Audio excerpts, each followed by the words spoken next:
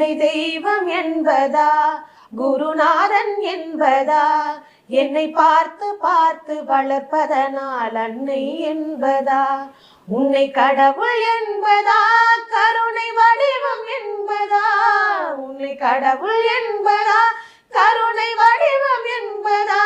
ஐயா ஞானதானம் தந்த உன்னை தந்தை என்பதா உன்னை தெய்வம் என்பதா குருநாதன் என்பதா என்னை பார்த்து பார்த்து வளர்ப்பதனால் அன்னை என்பதா